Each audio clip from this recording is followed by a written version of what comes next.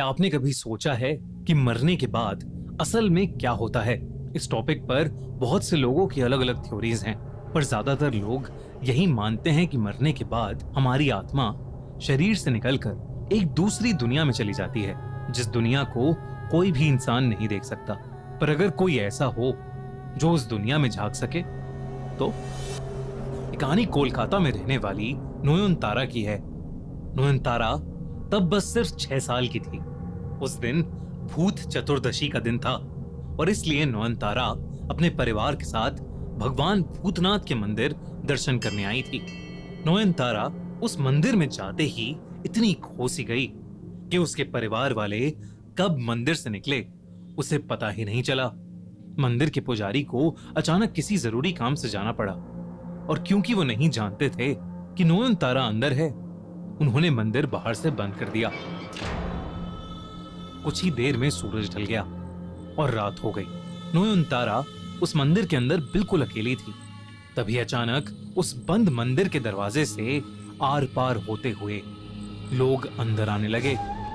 देखते ही देखते अंदर एक भीड़ जमा होने लगी। सब लोग बहुत अजीब से दिख रहे थे। ये लोग आम नहीं थे। ऐसा लग रहा था कि ये सब मरे हुए लोगों की आत्माएं हैं। बेहद डरते हुए नयनतारा मंदिर के कोने से छुप के उन्हें देख रही थी। तभी उसने देखा कि वो सब लोग एक एक करके भगवान भूतनाथ की पूजा करते हुए रो रहे हैं। ऐसा माना जाता है कि भूत चतुर्दशी की रात मंदिर में भूतनाथ की एक बहुत बड़ी पूजा होती है, जो आत्माएं खुद आकर करती हैं। वो आत्माएं अक्सर अपनी मुक्ति की आस में वहां आती हैं। नयनतारा ने इस कहानी के बारे में तो सुना था, लेकिन आज वो इस सच को खुद अपनी आंखों से देख पा रही थी। तभी उनमें से एक आत्मा का ध्यान नयनतारा पर गया और वो गुस्से से उसे देखने लगा। उस आत्मा का चेहरा नयनतारा को बहुत ही भयानक लग रहा था, लेकिन तभी नयनतारा ने उससे उसकी पीड़ा पूछी तो वो शांत हो गया। धीरे धीरे नयनतारा ने वहां मौजूद सभी आत्माओं से एक एक करके बात की और तब उसे ऐसा लगा कि उसकी जिंदगी का यही उद्देश्य है। उसने अपना आत्माओं को देखना और उनसे बात करना भगवान भूतनाथ का एक वरदान माना। जैसे जैसे वो बड़ी होती गई, उसने अपनी इस शक्ति को मरे हुए लोगों की आत्माओं को मुक्ति दिलवाने में लगा दिया। पर उसकी इस शक्तियों ने उसे समाज से बहुत दूर कर दिया। कोई भी नयनतारा को अपनाने के लिए तैयार नहीं था, बल्कि उसके अपने घर वालों ने भी उसे घर से निकाल दिया था और वो एक हरगौरी मंदिर में रहने लगी थी।